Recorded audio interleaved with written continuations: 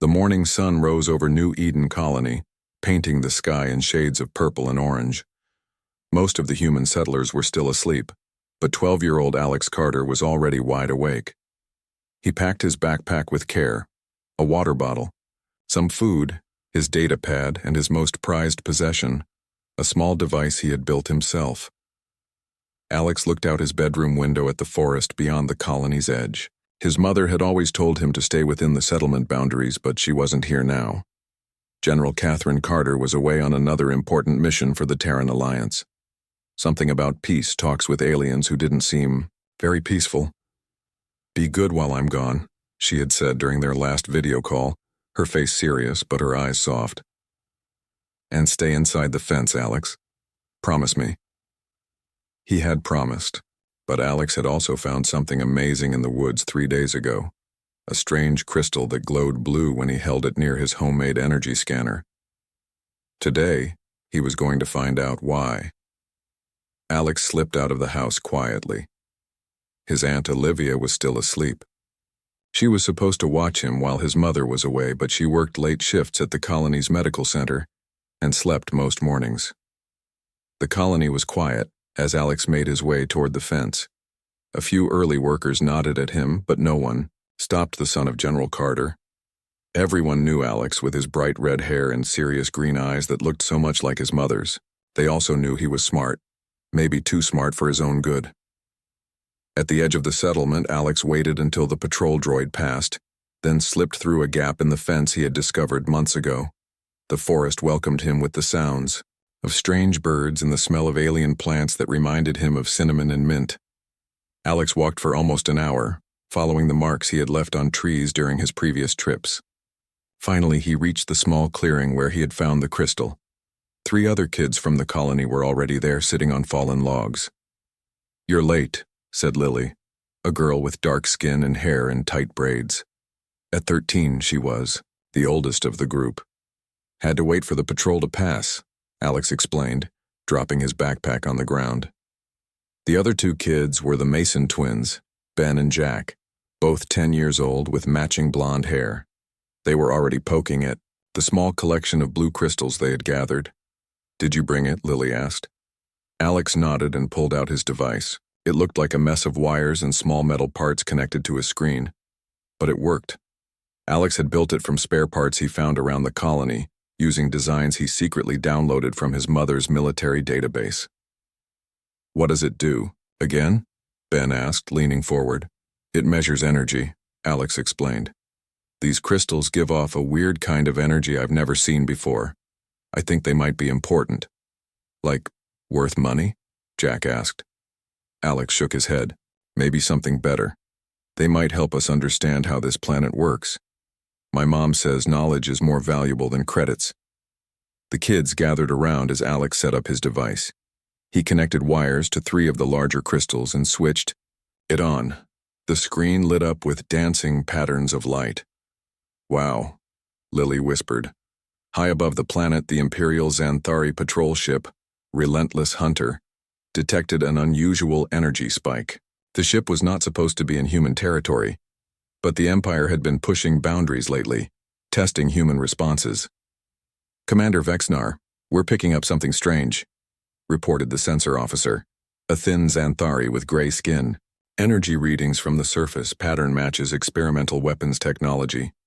Commander Vexnar moved to the screen, his 6 fingers tapping impatiently on the console. "Location? Forest region, 2 kilometers from the human settlement." Vexnar narrowed his yellow eyes. "Magnify visual." The screen showed a clearing in the forest. 4 small figures huddled around something giving off unusual energy readings. "Humans are testing weapons this close to their own colony?" Vexnar hissed. "Typical. They risk their own kind with their reckless science." "Sir, the energy signature is small," the officer said. "It might be—" "The Emperor's orders are clear," Vexnar cut him off. "Zero tolerance for human weapons development outside their approved zones. This colony is already in violation by existing on a contested world." The commander straightened his uniform. "Prepare a precision strike, minimal blast radius. We don't need another diplomatic incident." "Yes, Commander." In the clearing, Alex's device was showing amazing results. The crystals were not just storing energy, they were somehow creating it.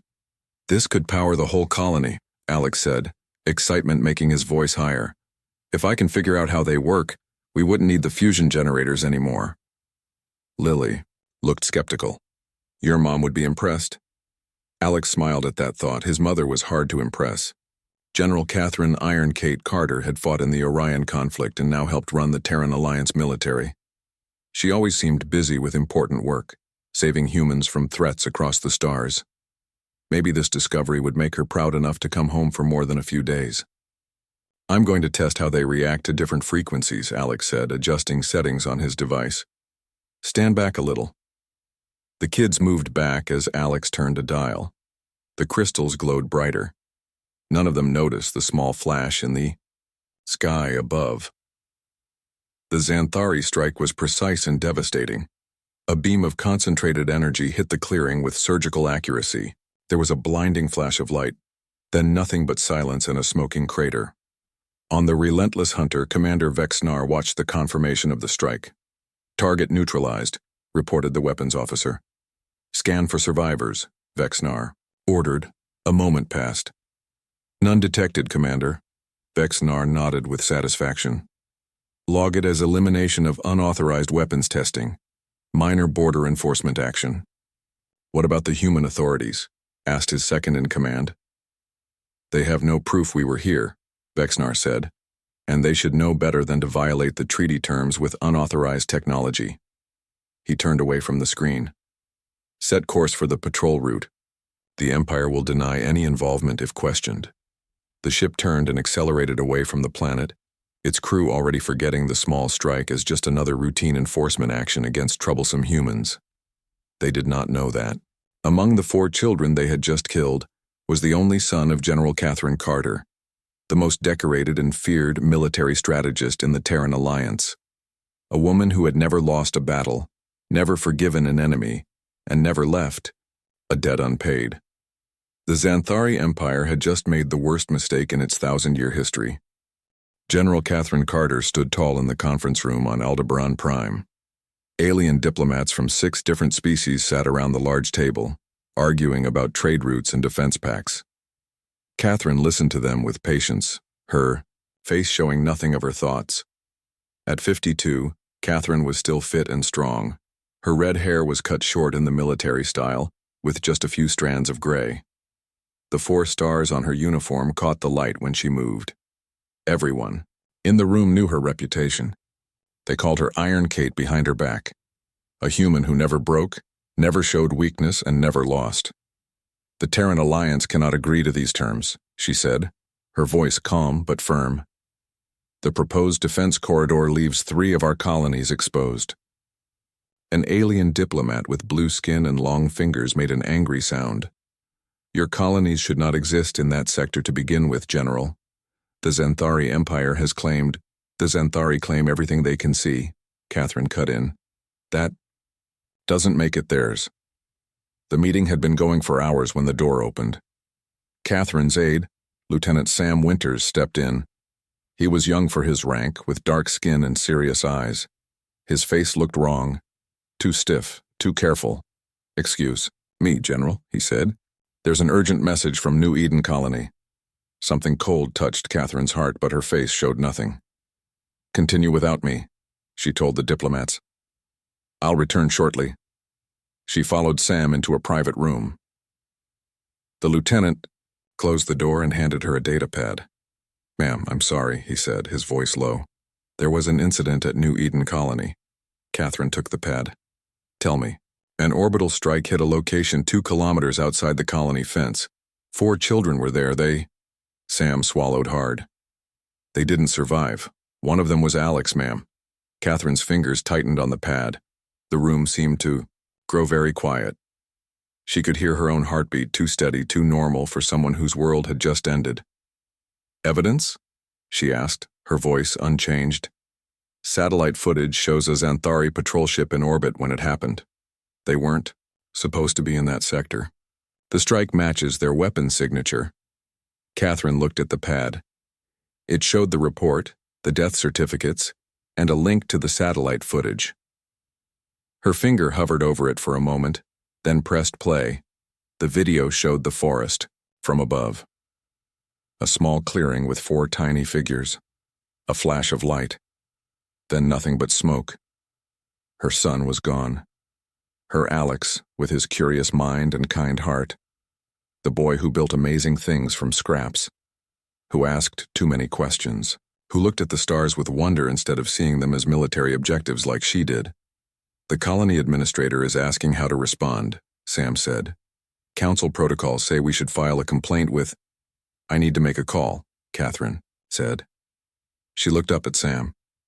You're a good officer, Winters. Loyal. Tell me, are you loyal to the Terran Alliance or to me? Sam blinked, surprised by the question. Then his face hardened. To you, General. Always to you. Catherine nodded. Wait outside. Don't let anyone in.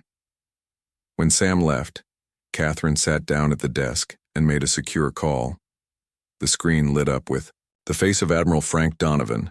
He was older than Catherine, with white hair and a lined face that had seen too many wars. Kate, he said, it's the middle of the night here. What's wrong? Frank, I need everything we have on the Xanthari. Empire, Catherine said. Their defenses, their weaknesses, their leadership structure, everything. Frank frowned. You know I can't give you that. The peace treaty. They killed Alex. The words hung in the air between them. Frank's face changed as understanding hit. Him. He had known Alex since he was born. Had watched him grow up during the years when Catherine served under his command. When? He asked, his voice rough. 4 hours ago. Orbital strike on New Eden. They hit him outside the colony fence. Frank closed his eyes for a moment. God, Kate, I'm sorry. I don't need sorry. I need information. Frank was silent for a long time. Then he nodded. I'll have it to you within the hour, General. Thank you. Catherine ended the call and sat very still. In her mind, she saw Alex as a baby, sleeping in her arms while she worked on reports. Alex at 6, asking why the stars looked different on each planet they visited. Alex at 10, showing her the translation program he'd built to help her talk with alien diplomats. Gone now. Forever gone. The pain was there, deep and terrible, but Catherine pushed it down. Pain would not help Alex. Pain would not punish those who took him from her. For that, she needed a clear mind. Catherine opened a drawer in the desk and took out a small device. It was not standard military equipment. She activated it, creating a signal shield around the room that would block any surveillance. Then she opened a hidden channel on her personal communicator. A channel that didn't officially exist. Ghost Protocol, she said clearly. Authorization, Carter Alpha 39. The screen showed a simple message. Awaiting coordinates. Catherine entered a series of numbers, not a location, but a code that would reach certain people. People who had served with her in the darkest days of the Orion. Conflict, people who owed her their lives. People who could do things that no official military or diplomatic channel would allow. When she finished, the screen showed another message. Ghosts activated. Catherine put the device away and took a deep breath. There would be time for grief. Later. Time to remember Alex and all the years they should have had together. But now was the time for something else. She checked her uniform, straightened her shoulders, and opened the door. Sam was waiting. Everything all right, ma'am? He asked. No, Catherine said honestly. But it will be. We're going back to the meeting. Sam looked confused. But Alex, the diplomats don't need to know what happened. Not yet. Catherine's eyes were cold and clear. We will finish these negotiations, Lieutenant. We will secure the best terms possible for the Terran Alliance. And then? Catherine looked at him, and something in her gaze made Sam step back. And then, she said quietly, I'm going to teach the Xanthari Empire a lesson about consequences. As they walked back to the conference room, Catherine's mind was already working, planning, calculating. The Xanthari had made a fatal mistake. They had killed her son, thinking he was just another human child. They did not know who his mother was. They did not know what she was capable of. They would learn. 3 weeks passed. Catherine Carter returned to Terran Alliance headquarters on Earth. She moved through her days with perfect efficiency. She attended meetings, reviewed battle plans, and authorized operations. No one looking at her would guess that her heart had been torn out. Her office was large but simple. Military awards lined one wall. The only personal item was a small picture on her desk, Alex at his 11th birthday, grinning with cake on his face. Catherine did not hide it away. She kept it where she could see it always. Lieutenant Sam Winters became her shadow, handling her schedule and keeping others away when needed. He noticed things that worried him. The general barely slept. She worked through the night, sending messages on secure channels he couldn't track. Strange data appeared on her private terminal. Maps of Xanthari space, security protocols for Imperial bases, patrol schedules. "Ma'am," Sam said one evening as Catherine reviewed reports, "there's talk that you haven't taken any official action about New Eden." Catherine looked up. "What kind of talk?" "People are confused. 4 human children were killed by a Xanthari strike. You filed the standard complaint with the Galactic Council, but nothing else." Sam hesitated. "Some officers are saying you've gone soft on the Empire." "Let them talk," Catherine said. Her voice was calm. "With respect, General, shouldn't we be doing something? Demanding justice for Alex?"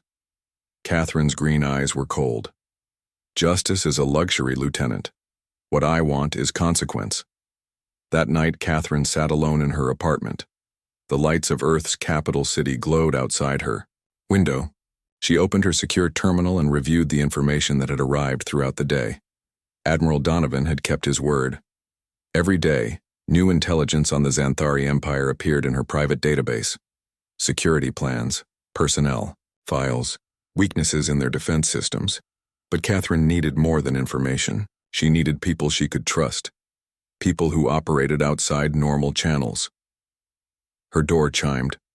Catherine checked the security camera and smiled for the first time in weeks. 3 people stood in the hallway. A tall woman with gray hair pulled back in a tight bun, a broad-shouldered man with a cybernetic eye, and a slim figure whose gender was hard to determine. Catherine opened the door. "You're late." The woman with the gray hair, Colonel Maria Walsh, stepped inside. "Sorry, Kate. Security at the spaceport gets tighter every year." The man with the cybernetic eye was Major Peter Dunn. The slim figure was Dr. Robin Vale, the best hacker in 3 star systems. All 3 had served with Catherine during the darkest days of the Orion conflict, in a special unit that officially never existed. They moved into Catherine's living room. No one offered condolences for Alex. These people knew Catherine too well. "For empty words, you called in ghosts," Peter said, his cybernetic eye glowing faintly red. "This must be big." "The Xanthari Empire killed my son," Catherine said. "I want to hit them back." "The whole Empire?" Robin raised an eyebrow. "That's ambitious even for you." "Not the whole Empire. Just enough to make them understand what they've done." Catherine activated a holo display on her table. A map of Xanthari. Space appeared with certain points marked in red. "These are the targets I've identified. Critical systems, key personnel, vulnerable points." Maria studied the map. This would cripple their military capability for years. "That's the idea." Peter crossed his arms. "Kate, I'm with you. We all are. But this is big.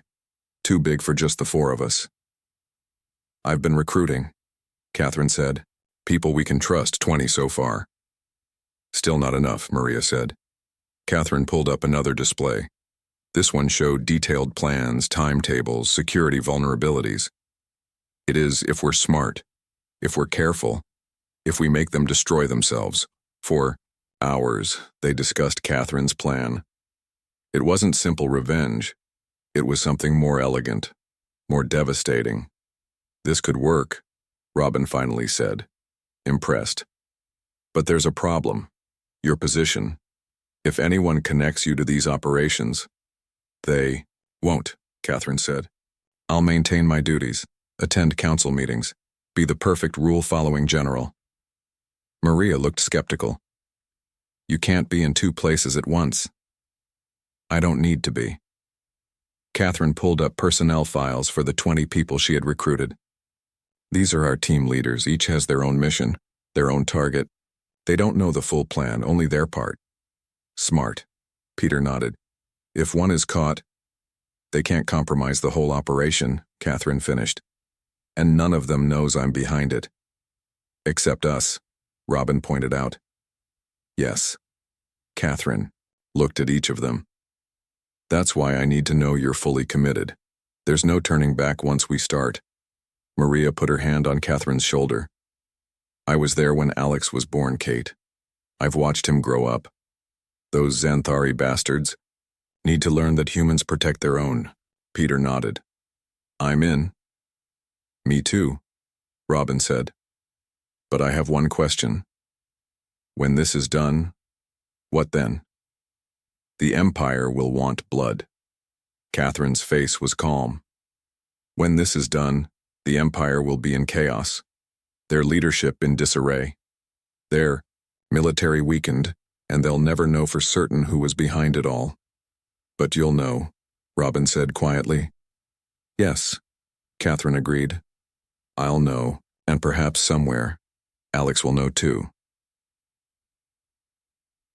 The next morning, Catherine arrived at headquarters exactly on time, as always. She reviewed reports, issued orders, and attended a strategy meeting about pirate activity in the outer colonies. No one, looking at her, would guess that she had slept only 2 hours, or that she had just set in motion a plan to cripple humanity's greatest enemy. Lieutenant Winters brought her a coffee. You have a call from the Diplomatic Corps, ma'am.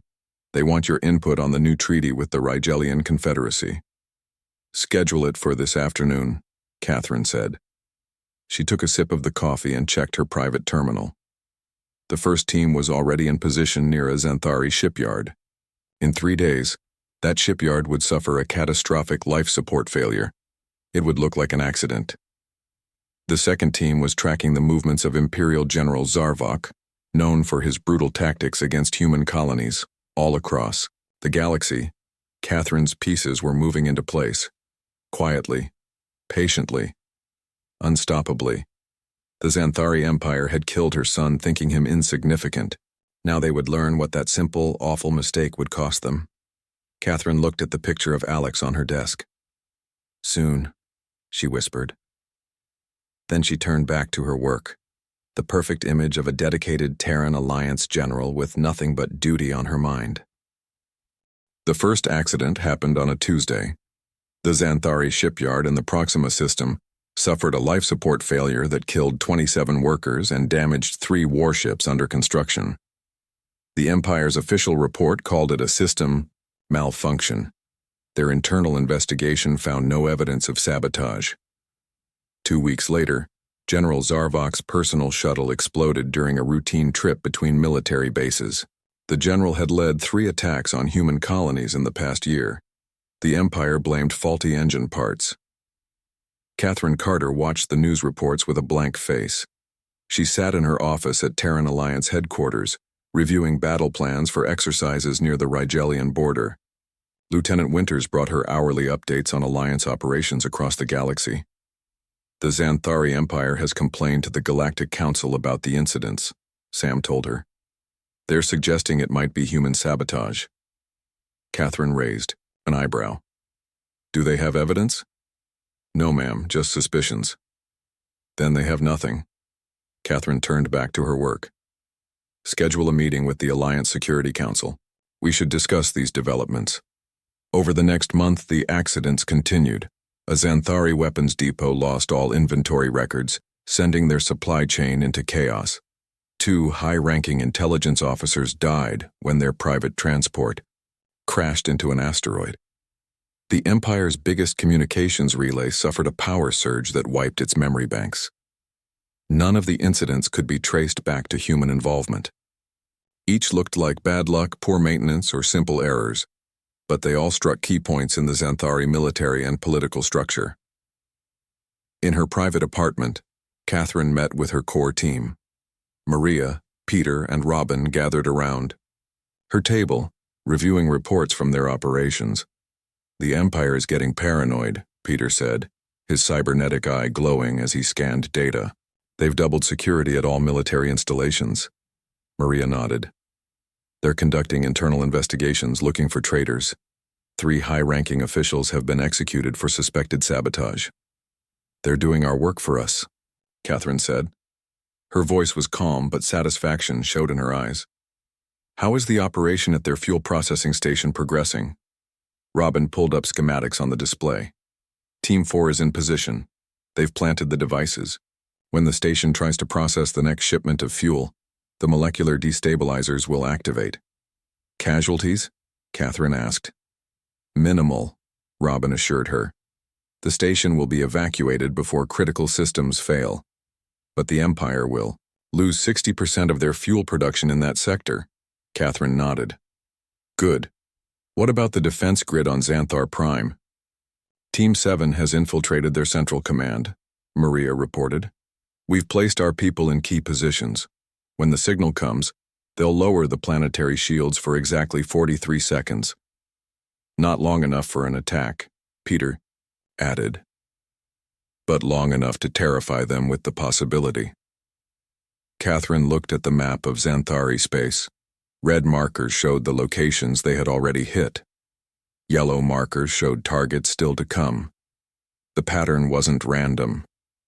It formed a shape that only Catherine could see, a noose, slowly tightening. "We move to Phase 2 next week," she said. "The operation against Emperor Zexitar's personal guard." Maria looked concerned. "That's risky, Kate. Getting that close to the Emperor." "It's necessary," Catherine said firmly. "He needs to feel vulnerable, to understand that nothing and no one is beyond our reach."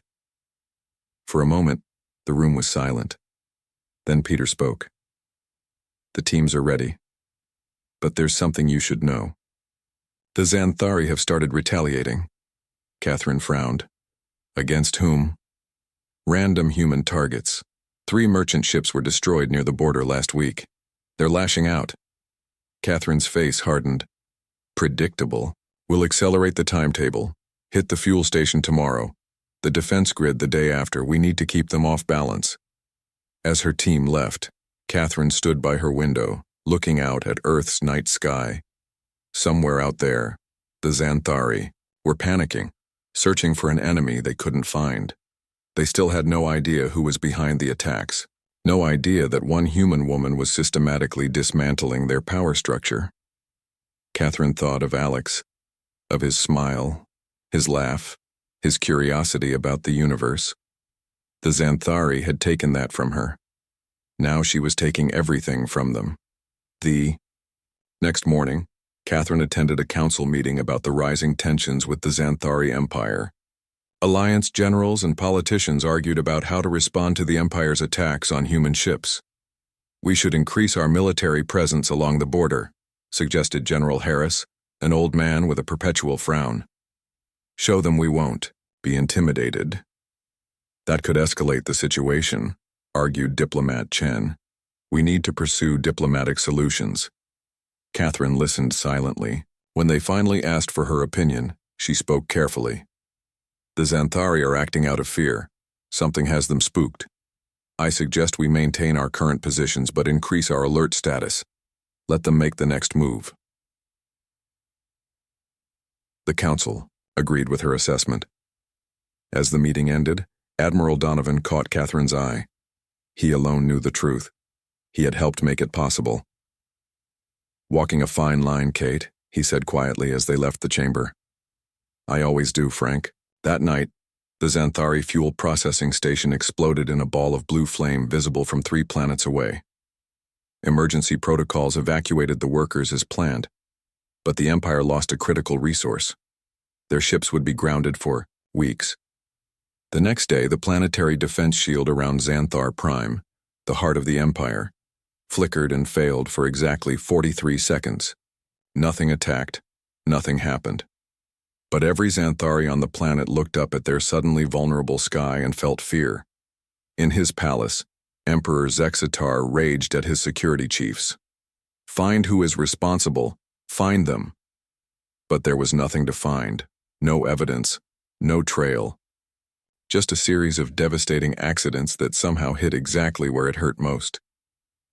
3 days later, as the Emperor prepared for a public address to calm his people, his personal guard began to fall ill. One by one, they collapsed with symptoms of a rare poison. By nightfall, all 12 guards were dead. That night, as Zexitar slept fitfully in his chambers, surrounded by replacement guards, a shadow moved in his room. A small device was placed under his bed, timed to release a gas that would paralyze but not kill. The shadow slipped away unseen. The assassination attempt would fail, by design, but the message would be clear. You are not safe. Not even in your palace. Not even in your bed. The Emperor would live, but he would never sleep soundly again. In her office on Earth, Catherine received the confirmation from Team 9. She allowed herself a small smile as she looked at Alex's picture. Phase 2. Complete, she whispered. Phase 3 begins tomorrow. The Galactic Council chamber was filled with tension. Representatives from 17 species sat around the massive circular table. Emergency lights glowed red above the doors. This was not a scheduled meeting. This was a crisis. Emperor Zexitar of the Xanthari Empire stood at the center of the chamber. His normally green skin had turned pale gray with stress. The jewels on his ceremonial armor seemed dimmer than usual. The Terran Alliance has launched a campaign of terror against my people. Zexitar's voice boomed across the chamber. For months, we have suffered sabotage, assassination attempts, and attacks on our infrastructure. I demand action from this council. I demand justice. Representatives murmured among themselves. The Xanthari Empire was powerful. No one wanted to anger them. But no one wanted to anger the humans either. At her place at the table, General Catherine Carter listened with her usual calm expression. She wore her full dress uniform, medals gleaming on her chest. Next to her sat Admiral Donovan, representing the Terran Alliance leadership. These are serious accusations, Emperor, said the council chairperson, a tall Rigelian with silver skin. Do you have evidence that humans are behind these attacks? Zexitar's 4 eyes blinked in frustration. We have found no direct evidence. But who else would dare? Who else has the skill? 3 days ago, someone penetrated my personal chambers. My guards were poisoned. I nearly died. This is an act of war. More murmurs filled the room. Catherine watched the Emperor calmly. 6 months had passed since Alex died. 6 months of careful, relentless operations against the Empire. She had never left Earth. She had never given an order that could be traced back to her. But her hands had moved the pieces across the board. The Terran Alliance denies any involvement in these incidents, Admiral Donovan said firmly. We have observed the treaty boundaries. Our military forces have maintained their positions. Perhaps the Emperor should look to his own people for these traitors. Zexitar hissed in anger. You mock me while my empire burns? No one is mocking you, Emperor. Catherine spoke for the first time. Her voice was steady and professional. But throwing accusations without evidence is not productive. This council deals in facts, not suspicions. The Emperor turned his 4 eyes toward Catherine. General Carter, your reputation is well known. They say you never forget an enemy. Tell me, what would you do if someone attacked your people without warning, without cause? Catherine's face showed nothing, but inside a cold fire burned. Without warning. Without cause. Just like they had killed Alex. I would find the responsible parties, she said evenly. I would present evidence to this council. I would follow proper procedures. And if that failed? Zexitar pressed. If justice was denied? Catherine met his gaze. This is not about me, Emperor. This is about your accusations against the Terran Alliance. Accusations without proof. The debate continued for hours. The Emperor described each attack in detail.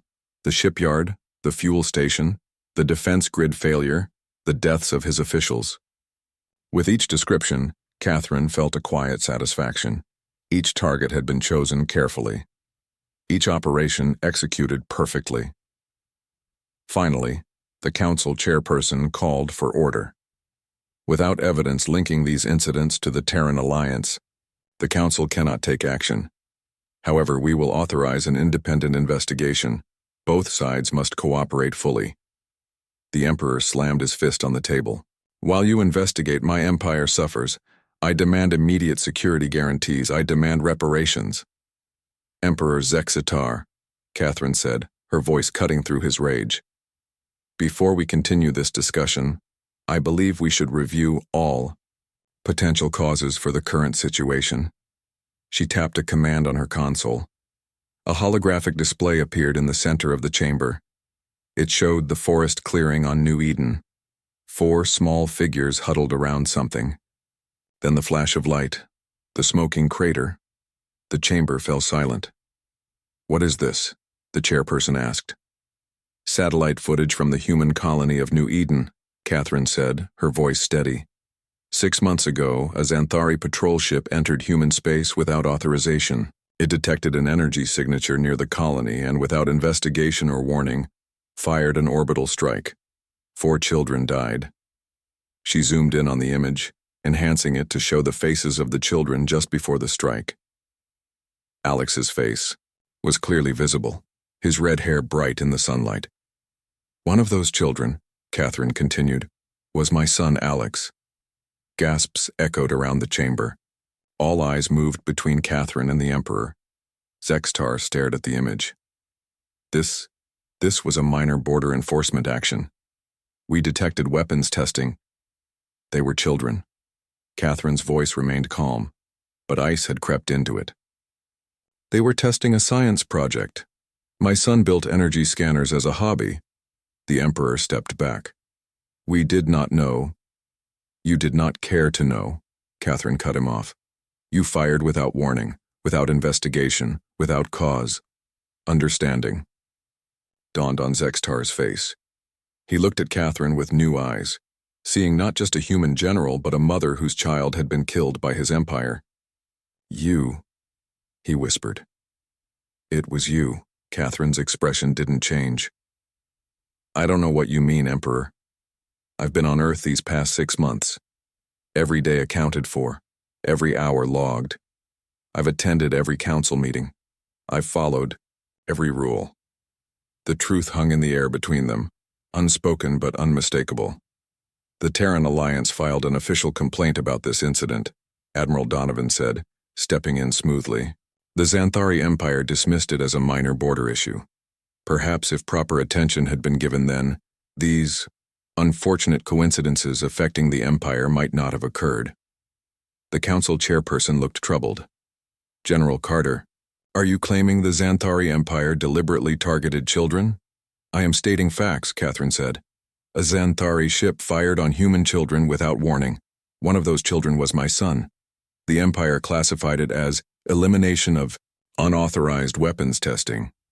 They considered the matter closed." She looked directly at Zextar. "Some matters are never closed." The chamber was silent. The Emperor's earlier rage had drained away. For the first time, he looked afraid. "The council will recess for 1 hour," the chairperson announced. "When we return, we will discuss proper reparations for the New Eden incident as well as measures to prevent further accidents on both sides." As representatives filed out, Catherine remained seated, looking at the frozen image of her son. Though Emperor approached her slowly, his guards hanging back. "You did this," he said quietly. "Somehow you orchestrated all of it." Catherine finally looked up at him. "Your empire killed a boy thinking him insignificant. You failed to consider who his mother might be, what she might be capable of." Her voice was soft, meant only for him. "That was a mistake." Zextar stared at her, seeing the truth in her eyes. "Will it stop now? Will you end this campaign against us?" Catherine stood, gathering her datapad. "The matter is concluded, Emperor. The lesson has been delivered. Whether you've learned it is up to you." She walked away, leaving the Emperor of the most powerful empire in the galaxy watching her with new respect and deep fear. In her mind, Catherine said goodbye to Alex one final time. She had shown the galaxy that humans protected their own, that even a single human child was worth more than an empire. It wouldn't bring Alex back. Nothing could. But as she walked the halls of the Galactic Council, General Catherine Carter knew that no one would ever again mistake a human child for an insignificant target, and that would have to be enough.